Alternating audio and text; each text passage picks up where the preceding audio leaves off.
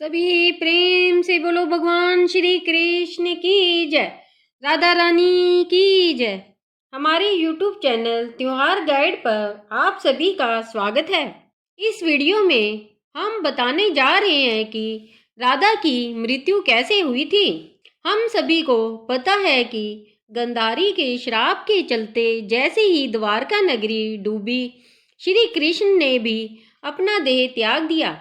पर क्या आपने कभी सोचा है कि श्री कृष्ण की प्रिय, उनके दिल के सबसे करीब राधा रानी की मृत्यु कैसे हुई? आखिर उनकी अंतिम इच्छा क्या थी और उन्होंने श्री कृष्ण से ऐसा क्या मांग डाला जो आज भी चर्चा का विषय है। यह एक ऐसी प्रेम कहानी है जो समय से भी परे है। यह वो बंधन है जो तन से नहीं आत्माओं से जुड़ा हुआ है। तो दोस्तों, आज हम जानेंगे राधा रानी की मृत्यु का असली रहस्य और उनकी अंतिम इच्छा की अनसुनी मगर रोचक कथा जो आपको हैरान कर देगी। आज की वीडियो अत्यंत ही ज्ञानपूर्वक और प्रेरणादायक है, इसलिए इस कथा और इस रहस्य को समझने के लिए वीडियो को पूरा जरूर देखें, क्योंकि इस कथा को पूरा सुनने से आपका जीवन सफल हो जाएगा। तो चलिए इस रहस्यमयी कथा को शुरू करते हैं। लेकिन उससे पहले अगर आप चैनल पर नए हैं तो वीडियो को लाइक कर चैनल को सब्सक्राइब जरूर कर ले और कमेंट में लिखे राधे राधे। बरसाने की वो पुरानी पगडंडियां जहाँ पर कभी श्री कृष्ण अपनी लीलाएं किया करते थे, आज भी वहाँ एक गूंज बाकी थी, प्रेम की, हंसी की, बांसुरी की और उस दुख की जिसने युगों से प्रेमियों को जिंदा रखा है। पर इस कहानी की शुरुआत ना तो बरसाने की उन गलियों से होती है और ना ही वृंदावन से इस कथा की शुरुआत होती है। यह एक कुंज से, जहाँ वृद्धा हो चुकी राधा अपने अंतिम समय की प्रतीक्षा कर रही थी। अब वह पुरानी वाली राधा नहीं रही, अब वह वृद्धा हो चुकी थी। उनका शरीर झुक चुका था, लेकिन आज भी उनका हृदय उसी किशोरी राधा का था जो केवल श्री कृष्ण के लिए धड़कता था। उनके चेहरे पर झुर्रियां आ चुकी थी, लेकिन आज भी जब कोई बांसुरी बजाता तो उनके चेहरे पर रौनक आ जाती, एक हंसी सी छा जाती, मानो पुरानी यादें ताजा हो गई हो। कृष्ण जब मथुरा छोड़कर चले गए तब उनके वियोग में राधा ने ना तो किसी से विवाह किया और ना ही कहीं आश्रय लिया। वे अकेली ही वृंदावन के एक एकांत कुंज में रहने लगी। उनकी दिनचर्या हर दिन सामान्य रहती थी। वे सूर्योदय के साथ उठती और यमुना के तट पर जाकर जल अर्पण करती, जिसके पश्चात वे वापस कुटिया में लौट जाती और दिन भर श्री कृष्ण के आने का इंतजार करती, मानो उन्हें पूरा विश्वास हो कि श्री कृष्ण एक दिन उनसे मिलने जरूर आएंगे। गांव वाले राधा को साध्वी समझते थे, उन्हें उनके बारे में कुछ नहीं पता था। वे नहीं जानते थे कि वह कौन है और कहाँ से आई है, पर सभी को यह बात पता थी कि वह जो भी हो, वह अपना सब कुछ केवल और केवल श्री कृष्ण को मानती है। एक दिन राधा अपने दैनिक दिनचर्या के तहत यमुना के तट पर जल अर्पण कर रही थी। तभी उन्होंने अचानक आसमान की ओर देखा। हवा में सन्नाटा सा छा गया और उनके हृदय में एक कंपकंपी सी दौड़ गई, मानो पूरा ब्रह्मांड उन्हें कुछ कहना चाह रहा हो। और उसी दिन शाम को वे अपनी कुटिया के बाहर तुलसी के पौधे के पास बैठ गई और उन्हें प्रणाम करते हुए कहा कि अब मेरे जाने का समय आ गया है, पर मैं यूं ही नहीं जाऊंगी। मैं तब तक नहीं जाऊंगी जब तक स्वयं श्री कृष्ण मुझे विदा ना कर दे। राधा ने कहा कि मैं अपना देह तभी त्यागूंगी जब श्री कृष्ण अपने साक्षात रूप में मेरे सामने आएंगे और प्रेम से मेरा नाम पुकारेंगे। राधे उनकी यह इच्छा सुनकर गांव वाले चौंक गए और सोच में पड़ गए कि आखिर इतने बड़े राजा इस वृद्ध महिला से मिलने क्यों आएंगे। पर किसी ने भी राधा की भक्ति पर संदेह नहीं किया, क्योंकि उन्होंने जीवन भर सिर्फ प्रेम की परिभाषा को जिया था। उनके मन में श्री कृष्ण का अद्भुत प्रेम था और दूसरी तरफ द्वारका में बैठे श्री कृष्ण, जिनके पास सब कुछ था, पर फिर भी उनका दिल आज सूनापन झेल रहा था। कहते हैं ना कि सब कुछ पाकर भी आदमी के पास कुछ नहीं होता। आज श्री कृष्ण की हालत भी वैसी ही थी, लेकिन उन्हें अब अंदर से एक खिंचाव सा महसूस हो रहा था। उन्होंने अपनी आंखें बंद की और राधा की पुकार उनके कानों में गूंज पड़ी। इस पल श्री कृष्ण की आंखों में आंसू थे, पर हृदय में सुकून। उन्होंने तुरंत सब कुछ छोड़कर उसी पल एकांत कुंज की ओर प्रस्थान किया, जहाँ राधा रानी उनका इंतजार कर रही थी। जब श्री कृष्ण वहां पहुंचे तो राधा कुटिया के बाहर तुलसी के पेड़ के पास बैठी हुई थी। उनकी आंखें बंद थी और वे ध्यान में लीन थी।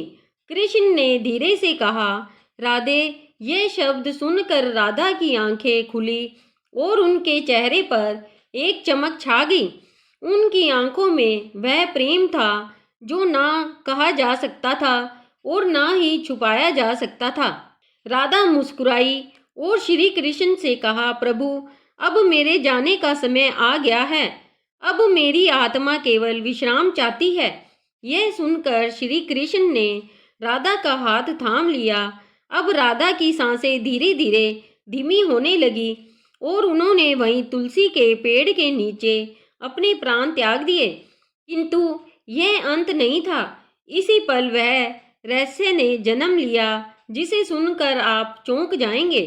राधा की आत्मा को तो मोक्ष मिल गया, पर उनके आखिरी शब्द अब भी श्री कृष्ण के कानों में गूंज रहे थे। राधा ने अपने अंतिम पलों में कहा था, प्रभु, जब इस धरती से प्रेम का अर्थ मिटने लगेगा तब मैं फिर लौटूंगी। मुझे फिर जन्म लेना होगा, क्योंकि प्रेम जीवन का प्रमुख हिस्सा है और उसे मिटने नहीं दिया जा सकता।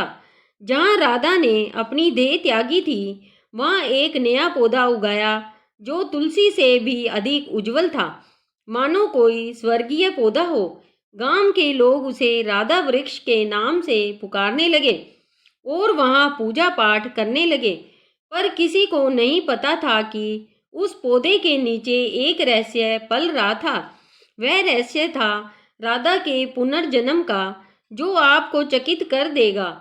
कई युग बीतने के बाद जब प्रेम का मूल्य घटने लगा और लोग सिर्फ वासना में डूबने लगे, तब बरसाने से कुछ दूर एक साधारण किसान के घर में एक कन्या का जन्म हुआ। उसका नाम ललिता रखा गया, पर यह कोई साधारण कन्या नहीं थी। वह बिना किसी के सिखाए ही बांसुरी की मधुर धुन बजा लेती थी। उसकी बांसुरी की आवाज़ सुनते ही पेड़ों के पत्ते हिलने लगते और पक्षी झूम उठते। गांव के लोग कहने लगे कि यह कोई साधारण लड़की नहीं, बल्कि किसी देवी का अवतार है। वे कहते कि इसे देखकर राधा की याद आ जाती है। ललिता जब 7 साल की हुई तो एक दिन वह यमुना के किनारे बैठी थी।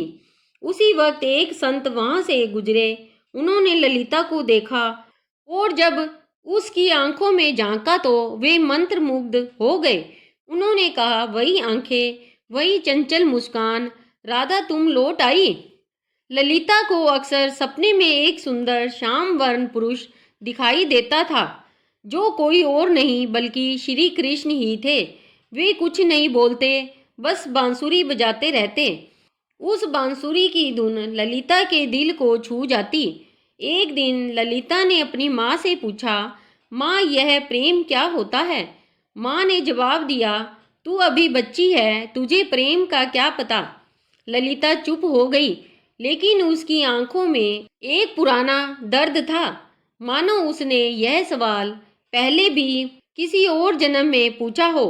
जब ललिता 13 साल की हो गई तो एक दिन वह यमुना तट के पास बैठकर बांसुरी बजा रही थी कि तभी अचानक उसकी बांसुरी से अलग धुन निकलने लगी।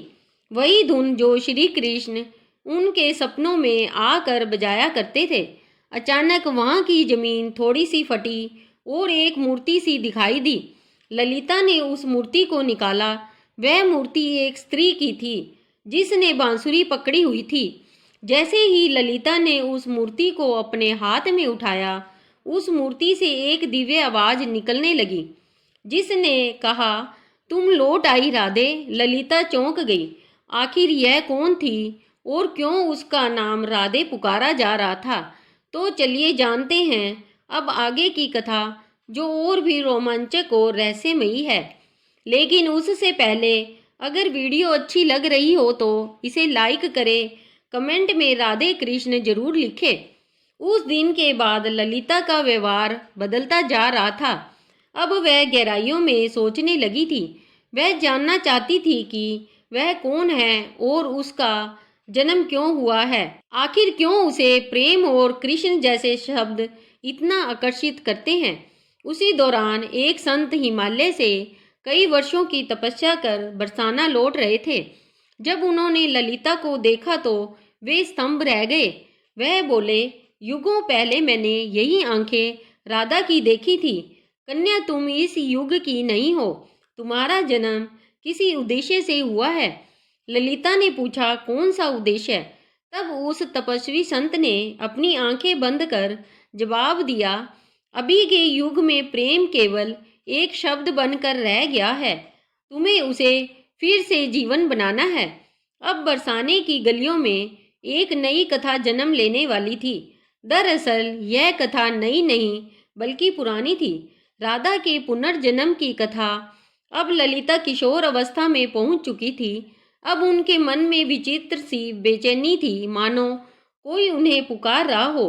रातों में ललिता यमुना के तट पर अकेले बैठती और उस अज्ञात पुरुष की कल्पना करती जो उन्हें सपनों में दिखाई दिया करते थे। एक दिन ललिता ने अपनी माँ से पूछा, माँ, क्या प्रेम बिना कहे भी हो सकता है? तब उनकी माँ ने जवाब दिया, बेटी, सच्चा प्रेम तो वही होता है जो कुछ कहे बिना ही हो जाए। पर ललिता तो कुछ और ही सोच रही थी। उसका हृदय उस व्यक्ति के लिए धड़क रहा था जिससे वह कभी मिली भी नहीं थी। एक दिन उस स्वामी ने ललिता को अपने आश्रम में बुलाया और कहा, राधे, अब समय आ गया है।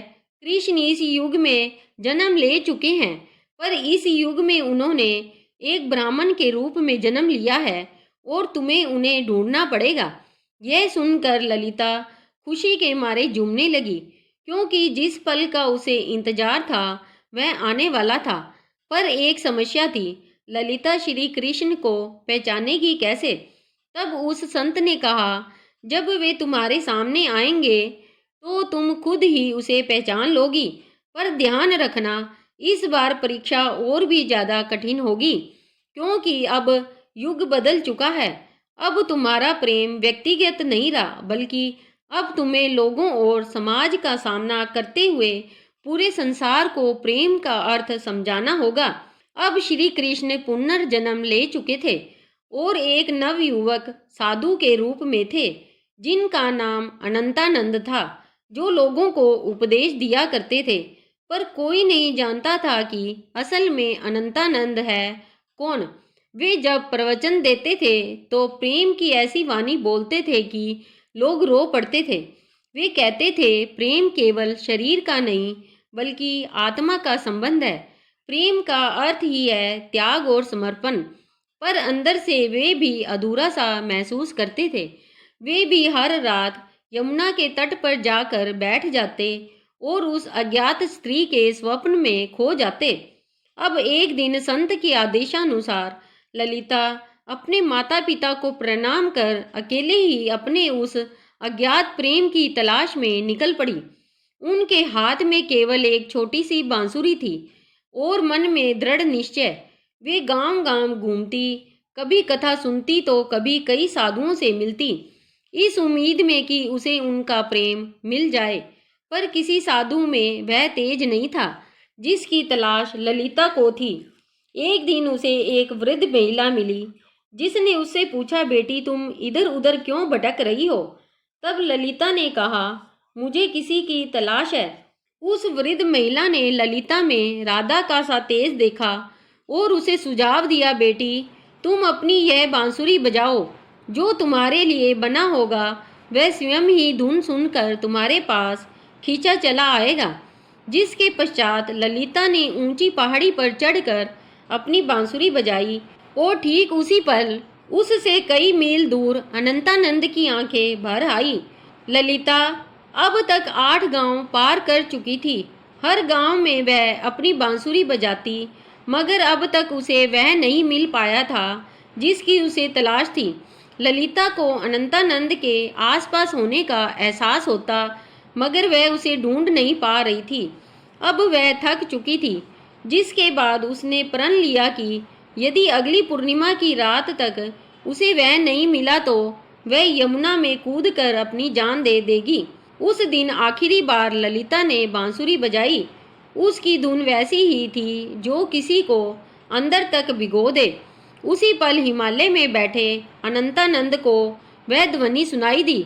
उसे वह ध्वनि काफी प्रभावी लगी, मानो उसने कई वर्षों बाद वही ध्वनि सुनी हो जो उसे पुकार रही हो। अनंतानंद ने तुरंत ही हिमालय छोड़ दिया। ठीक उसी रात ललिता को फिर से स्वप्न आया, पर इस बार स्वप्न काफी अलग था। इस बार श्री कृष्ण और राधा यमुना के तट पर बैठे थे और राधा श्री कृष्ण से पूछ रही थी, प्रभु क्या इस बार भी मेरी प्रेम कहानी अधूरी रह जाएगी? कृष्ण ने कहा, नहीं राधे, इस बार संसार को तुम्हारे प्रेम की पूर्णता दिखाई देगी। इतना कहते ही ललिता का स्वप्न टूट गया। ललिता के मन में एक नई उम्मीद जाग उठी थी। अब वह उस जगह पहुंची जहां अनंतानंद पहुंचने वाले थे। वृंदाधाम यह कोई आम स्थान नहीं थी। कहते हैं कि इसी स्थान पर राधा ने कृष्ण को आखिरी बार देखा था और एक शिला को छू कर प्रण लिया था कि जब तक उसकी प्रेम कहानी पूर्ण नहीं हो जाती वह लौटती रहेगी। उस समय वृंदाधाम में एक कथा हो रही थी और उस कथा के वाचक कोई और नहीं बल्कि स्वयं अनंतानंद थे। ललिता बहुत दूर खड़ी थी और उनके चेहरे को भी नहीं पहचानती थी, परंतु उनकी वाणी में कुछ ऐसा था जिसने उसके हृदय को प्रभावित कर दिया। उस दिन अनंतानंद प्रेम की परिभाषा समझा रहे थे। प्रेम वह नहीं जो आपके पास होता है और आपके साथ जीता है। प्रेम तो वह है जो दूर होकर भी पास होता है। वे यह सब बता ही रहे थे कि उनकी आंखें ललिता से टकराई। दोनों एक पल के लिए स्तंभ रह गए, मानो पूरी दुनिया ही रुक गई हो। अनंतानंद ने तुरंत ही प्रवचन छोड़ दिया और ललिता के पास दौड़े चले गए। तब ललिता ने अनंतानंद से धीरे से पूछा, क्या आज भी आपको मेरी आवाज सुनाई देती है? अनंतानंद ने उसकी आंखों में देखा और प्रेम से कहा, राधे तुम आ गई। पल काफी मनमोहक था। पूरा संसार थमा हुआ था, लेकिन यह अंत नहीं था। असली कहानी तो अब शुरू होने वाली थी। अचानक मौसम खराब होने लगा और बादल काले पड़ गए और तभी वहां एक साधु कुरंगनाथ प्रकट हुए, जो नहीं चाहते थे कि राधा और कृष्ण फिर से मिले, क्योंकि उसे ऐसा लगता था कि अगर राधा और कृष्ण फिर से मिल गए तो प्रेम को धर्म से ऊपर का स्थान मिल जाएगा, जो कि समाज की जड़ता को तोड़ डालेगा। कुरंगनाथ ने कहा, तुम्हारा प्रेम आज के युग के नियमों के विरुद्ध है। आज का समाज ना तो इस प्रेम को समझेगा और ना ही सहन कर पाएगा। तब अनंतानंद ने कहा, प्रेम समाज का मिलन नहीं बल्कि दो आत्माओं का मिलन है। तब कुरंगनाथ ने कहा, तो फिर अब तैयार हो जाओ अंतिम परीक्षा के लिए। कुरंगनाथ ने कहा कि यदि तुम्हारा प्रेम सच्चा है तो अगली पूर्णिमा की रात तक ललिता अपनी आंखों पर पट्टी बांध लेगी और वह बिना देखे और बिना सुने तुम्हें ढूंढ निकालेगी। यदि वह इसमें असफल हो जाती है तो दोनों को फिर से युगों युगों के लिए बिछड़ना होगा। अनंतानंद यह सुनकर मौन रह गए, पर ललिता ने बड़े ही प्रेम पूर्वक और शक्ति से कहा, मुझे आपकी यह शर्त मंजूर है। पूर्णिमा की रात पास आ रही थी। यह परीक्षा ललिता के लिए केवल एक शर्त नहीं थी, बल्कि उसके प्रेम और संयम की लड़ाई थी। वह खुद भी यह जानना चाहती थी कि क्या बिना देखे सिर्फ मन और आत्मा से प्रेम किया जा सकता है या नहीं। अब उसने अपने नेत्रों पर पट्टी बांध ली और कसम खाई कि वह अब किसी को नहीं देखेगी जब तक उसकी आत्मा उसे स्वयं श्री कृष्ण को ना दिखा दे। लोगों ने जब उसे ऐसा करते देखा तो वे उसका मजाक उड़ाने लगे कि आजकल की कन्याओं को तो सिर्फ नाटक करना आता है। लेकिन कुछ ऐसे भी थे जिन्होंने उसके इस प्रयास की तारीफ की और उसे हिम्मत दी और बोले, हे राधे, तुम इस युग में जरूर प्रेम को जीत दिलाओगी। उधर दूसरी ओर अनंतानंद एक सुनसान गुफा में ध्यान मगन बैठे थे। वे केवल एक ही शब्द दोहरा रहे थे, राधे। वे ना कुछ खा रहे थे ना पी रहे थे। उनके शिष्य इस दृश्य को देखकर घबरा गए और बोले, गुरुदेव, यदि ऐसे ही चलता रहा तो आप जीवित नहीं बचेंगे। तब अनंतानंद ने मुस्कुराते हुए उत्तर दिया, मेरे प्राण तो केवल राधा में बसते हैं। इतना कहकर उन्होंने अपने शिष्यों को आदेश दिया कि यदि ललिता उनके बारे में पूछे तो उसे ना उनका चेहरा बताया जाए, ना ही उस स्थान का पता दिया जाए जहाँ वे ध्यान कर रहे हैं। वे भी जानना चाहते थे कि क्या इस युग में भी राधा केवल अपनी आत्मा की पुकार से उन्हें ढूंढ पाएगी। इधर ललिता अपनी आंखों पर पट्टी बांधे गांव-गांव भटक रही थी। वह अनेक साधुओं से मिलती और पूछती, क्या आप अनंतानंद है, पर उसे कुछ हासिल नहीं हो रहा था। कुछ साधुओं ने तो यहाँ तक झूठ बोलने की कोशिश की कि मैं ही अनंतानंद हूँ, पर ललिता का हृदय उन्हें पहचान जाता। उनकी आवाज में वह नहीं था, ना ही वह तेज था जो केवल आत्मा से पहचाना जा सकता था। एक बार एक साधु उनके पास आया जिसमें गजब सा तेज था और जिसकी वाणी अत्यंत मधुर थी। उसने ललिता से कहा, मैं ही अनंतानंद हूँ। यह सुनकर ललिता एक पल के लिए डगमगा गई, पर तुरंत ही उसे एहसास हो गया और उसने उस साधु से कहा, आप में तेज तो काफी है, पर आप वह आत्मा नहीं है जिसकी मुझे तलाश है।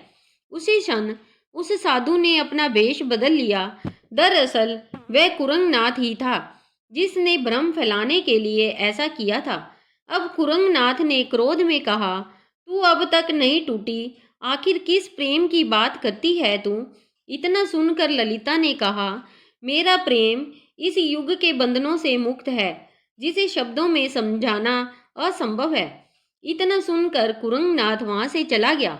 अब ललिता उस गुफा के पास पहुंच चुकी थी जहां अनंतानंद ध्यान मगन थे। ललिता धीरे धीरे गुफा के अंदर गई और अंत में उसे वहां किसी के होने का आभास हुआ जिससे दिव्य तेज निकल रहा था। ललिता ने उसे पहचान लिया और उनके पास जाकर अपनी बांसुरी उनके पैरों में रख दी और कहा, मैं आपको देख नहीं सकती, पर मेरा हृदय काफी जोर से धड़क रहा है। क्या आप वही है जिनकी मुझे तलाश है। अनंतानंद ने बांसुरी उठाई और उसे बजाया, वही धुन जो ललिता को यमुना तट पर और अपने सपनों में सुनाई देती थी। फिर अनंतानंद ने उसकी पट्टी खोली और कहा, राधे, इस बार भी तुमने मुझे तन से नहीं केवल अपने मन और आत्मा से पहचान लिया। वे दोनों रो पड़े। उनकी आंखों में कई सालों की थकान थी जो अब मिट रही थी। तभी वहां एक साधु आए और उन्होंने कहा, राधा और कृष्ण, तुम्हारा प्रेम संपूर्ण तभी माना जाएगा जब यह समाज इसे स्वीकार करेगा। जब इस समाज के सामने तुम्हारा प्रेम सत्य और पवित्र सिद्ध हो जाएगा, तभी तुम्हारा मिलन सफल होगा। राधा ने कहा, प्रेम तो किसी समाज के बंधन से मुक्त होता है, उसे किसी के प्रमाण की जरूरत नहीं। लेकिन तभी अनंतानंद ने उसे समझाते हुए कहा, राधे, अब युग बदल गया है। अब यह समाज प्रेम की परिभाषा भूल चुका है। इतना कहकर अनंतानंद ने उस साधु से पूछा, आप ही बताइए कि हमें क्या करना होगा। उस साधु ने कहा, तुम्हें इस राज्य की राजसभा में सभी के सामने अपने प्रेम को स्वीकारना होगा। तुम्हें वहां राजा, पंडित और प्रजा सभी को यह बतलाना होगा कि एक ब्रह्मचार्य साधु और एक साध्वी भी प्रेम के बंधन में बंध कर धर्म के मार्ग पर चल सकते हैं। अगले दिन वे दोनों राजसभा में उपस्थित हुए। राजा ने कहा, हम ये क्या सुन रहे हैं कि एक साधु ने ब्रह्मचर्य को तोड़ा है। इतना सुनकर अनंतानंद ने उत्तर दिया, महाराज, मैंने कोई नियम नहीं तोड़ा, मैंने तो केवल अपने प्रेम को अपनाया है। तब अनंतानंद ने प्रेम को समझाते हुए कहा, प्रेम कोई काम वासना नहीं है, प्रेम तो आत्मा का मिलन है। जब आज से कई युग पहले राधा और कृष्ण ने प्रेम किया था, तब भी समाज ने यही कहा था, और जब वे जीवन भर समाज के कारण एक दूसरे से अलग रहे, फिर भी समाज चुप रहा। इतना कहते ही ललिता भी आगे बढ़कर बोली, मैंने केवल इन्हें तन से नहीं चाहा बल्कि मन से भी चाहा है, और अपने प्रेम को साबित करने के लिए मैंने कड़ी परीक्षा भी दी है।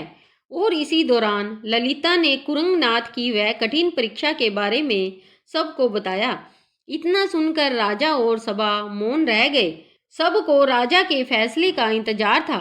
राजा ने कहा, जब मैं छोटा था तब मेरी माँ मुझे राधा और कृष्ण की अमर प्रेम कहानी सुनाया करती थी, और जब मैं उनसे पूछता कि आखिर उन्होंने विवाह क्यों नहीं किया तो मेरी माता चुप रह जाती। आज जाकर मुझे यह बात समझ में आ रही है कि विवाह तो समाज का नियम है, पर प्रेम आत्मा का, इसलिए मैं इस प्रेम को स्वीकार करता हूँ।